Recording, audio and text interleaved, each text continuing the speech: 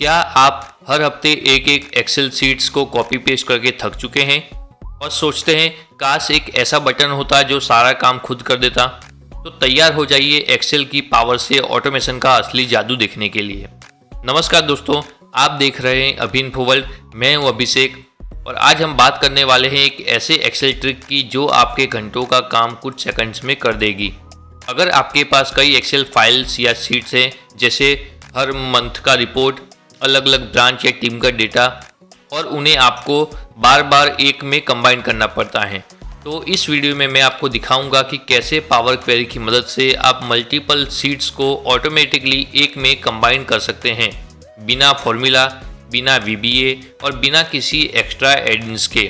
तो चलिए बिना किसी देरी के जानते हैं इस ज़बरदस्त एक्सेल ऑटोमेशन ट्रिक को और अपने काम को 10 गुना तेज और आसान बनाते हैं। दोस्तों, मेरा नाम है अभिषेक और आप देख रहे हो अभी इन्फो वर्ल्ड यूट्यूब चैनल। दोस्तों, यहाँ पे हमने हमारी एक्सेल फाइल ओपन कर ली है।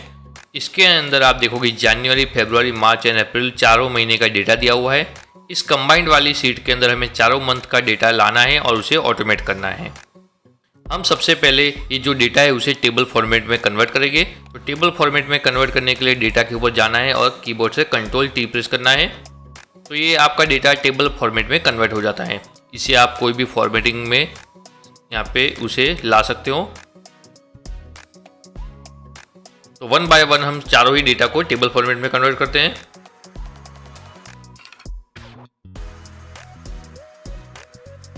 डेटा को हमने यहाँ पे टेबल फॉर्मेट में कन्वर्ट कर लिया है।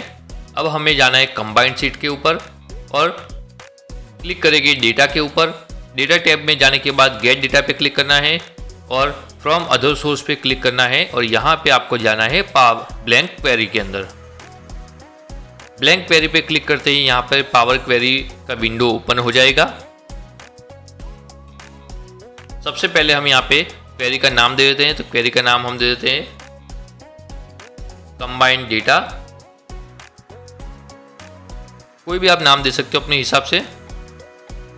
अब ये फॉर्मूला बार के अंदर हम फॉर्मूला टाइप करेंगे equal excel current workbook bracket open bracket close and enter. तो इतना करते ही आप देखोगे आपके एक्सेल के अंदर जो 4 टेबल थे वो आ जाते हैं। टेबल 1, 2, 3, 4 ये जनवरी से लेके अप्रैल तक का डेटा है। जैसे ही मैं फर्स्ट वाले टेबल पे क्लिक करता हूँ तो नीचे आपको यहाँ पे आप देखोगे कि जनवरी का टेबल आ जाता है। अगर टेबल 2 पे क्लिक करेंगे तो यहाँ पे आपको फरवरी का टेबल मिल जाएगा। इसी तरह से आपको चारों ही टेबल यहाँ पे मिल जाते हैं।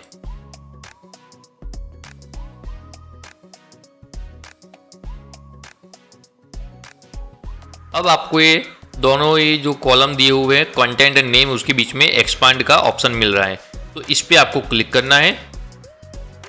यहाँ पे use original column name as prefix, तो हमें प्रीफिक्स के फॉर्म में नहीं चाहिए, इसलिए हम इसे अनचेक करेंगे एंड ओके करेंगे। तो यहाँ पे हमें चारों ही मंथ का डेटा यहाँ पे हमें मिल जाता है।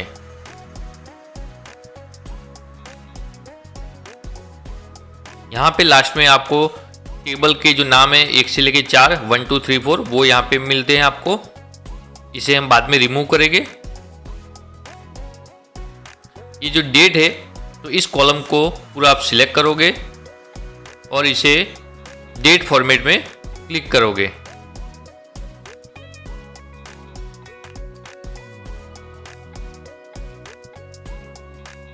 डेट फॉर्मेट में क्लिक करने के बाद अब हमें क्लिक करना है क्लोज एंड लोड टू पे। क्लोज एंड लोड पे क्लिक नहीं करेंगे क्योंकि हमें एग्जिस्टिंग शीट में जाना है। तो क्लोज एंड लोड टू पे क्लिक करते हैं। क्लोज एंड लोड टू पे क्लिक करने के बाद आप देखोगे यहाँ पे आपको ऑप्शन मिलता है एग्जिस्टिंग वर्कशीट, तो उस पर क्लिक करना है एंड ओके करना है। तो आपका जो डेटा था वो इसमें लोड हो जाता है। अभी आप देखोगे हमें टोटल 101 रो यहाँ पे शो हो रही है, लेकिन एक्चुअली हमारी रो थी 200। ये एक्स्ट्रा यहाँ पे एक दिया ऑटोमेटिक आ गया है, तो ये 201 हो गया है। अब इसे एक बार रिफ्रेश कर लेते हैं। तो रिफ्रेश करने के बाद आप देखोगे 401 हो गया। थर्ड टाइम रिफ्रेश करते हैं तो 601 हो गया। ये ऑटोमेटिक इसलिए इसमें बढ़ता जा रहा है, क्योंकि हमारा जो ये डेटा था जनवरी से अप्रैल तक आने चाहिए थे, लेकिन यहाँ पे जो कंबाइंड वाली शीट है वो भी इसमें ऐड होती जा रही है। तो जितनी बार हम रिफ्रेश करते हैं तो कंबाइंड शीट का डेटा इसमें आता जा रहा है। इसे अब हम सॉल्व करेंगे। तो हम ये जो कंबाइंड डेटा टेबल है इस पर डबल क्लिक कर देते हैं, तो फिर से पावर क्वेरी का विंडो ओपन हो जाता है। अब हम जाएंगे लास्ट में, यहाँ पे ये जो 4 टेबल दिए हुए हैं इसमें से कंबाइंड डेटा जो टेबल है उस पर अनचेक कर देना है एंड ओके कर देंगे। तो यहाँ से हमारा जो कंबाइंड डेटा था उसमें से सिर्फ टेबल 1 to 4 रहेगा, कंबाइंड डेटा उसमें डुप्लीकेट नहीं होगा। अब इस रो कॉलम पे क्लिक करेंगे, राइट क्लिक एंड इसे रिमूव कर देते हैं, क्योंकि इसकी हमें हमारे कंबाइंड डेटा के अंदर ज़रूर नहीं है। अब इन क्लोज एंड लोड कर देते हैं। अब आप देखोगे यहाँ पे हमारे डेटा में से जो एक्स्ट्रा एक टेबल 1 2 3 4 करके जो एक पूरा रो था वो निकल जाता है एंड हमारा जो डेटा है उसमें 200 रो आ रही है।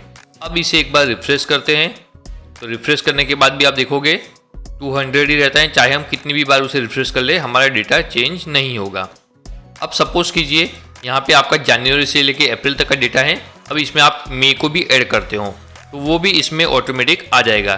चलिए देखते हैं। अब हमारा ये मई का डेटा आ चुका है। अब जैसे आप कंबाइंड शीट पे जाते हो तो अभी आप देखोगे सिर्फ यहाँ पे 200 रो है और आपका डेटा में सिर्फ अप्रैल तक का है और यहाँ पे 200 रो है। आपको रिफ्रेश बटन पे क्लिक कर देना है, तो यहाँ पे आपकी डेटा की जो एंट्री हो जाती है 250, आपका मई का डेटा भी यहाँ पे आ चुका है। तो कुछ इस तरह से आप इसके अंदर एक्सेल के अंदर आप डेटा को ऑटोमेट कर सकते हो। आपका कंबाइंड डेटा आपको हर बार कॉपी पेस्ट नहीं करना पड़ेगा। जैसे ही इसमें कोई डेटा एंटर होता है तो उसमें ऑटोमेटिक एंट्री आ जाती है। अगर डेटा इसमें से रिमूव होता है, सपोज मैं इसमें से मई को इसमें से डिलीट कर देता हूँ। अब अगर मैं कंबाइंड शीट पे जाने के बाद इसे रिफ्रेश करूँगा तो अभी आप देखोगे यहाँ पे 250 रो लोडेड लिखा हुआ है, तो वो हो जाएगा 200। तो आप देखो यहाँ 200 हो गया। अब मैं इसमें से अप्रैल भी डिलीट कर देता हूँ और अब इसे रिफ्रेश करेंगे तो हमारी एंट्री हो जाएगी 150 और हमारे इस डेटा के अंदर से अप्रैल का डेटा रिमूव हो जाता है। तो दोस्तों कुछ इस तरह से आप बहुत ही आसानी से पावर क्वेरी की हेल्प से आपके एक्सेल के डेटा को ऑटोमेट कर सकते हो। आपको रिपीटेटिवली जो अपनी एक शीट के अंदर डेटा को कॉपी पेस्ट करके कंबाइन करना पड़ता है, तो वो उस झंझट में से आपको मुक्ति मिल सकती है। देखा आपने कितना आसान था मल्टीपल शीट्स को एक में कंबाइन करना, वो भी बिना किसी कॉपी पेस्ट के। अगर आपको ये वीडियो पसंद आया हो तो लाइक ज़रूर करें और एक्सेल ऑटोमेशन से जुड़ी ऐसी ही पावरफुल ट्रिक के लिए चैनल को सब्सक्राइब करें और बेल आइकन ज़रूर दबाएं। और हाँ, कमेंट में ज़रूर बताएं कि आप एक्सेल के कौन से टास्क को रिपीटेटिवली करते हैं और उन्हें भी ऑटोमेट करने का तरीका अगली वीडियो में ज़रूर लाऊंगा। मिलते हैं अगले वीडियो में, तब तक के लिए स्मार्ट बनिए, एक्सेल के चैंपियन बनिए।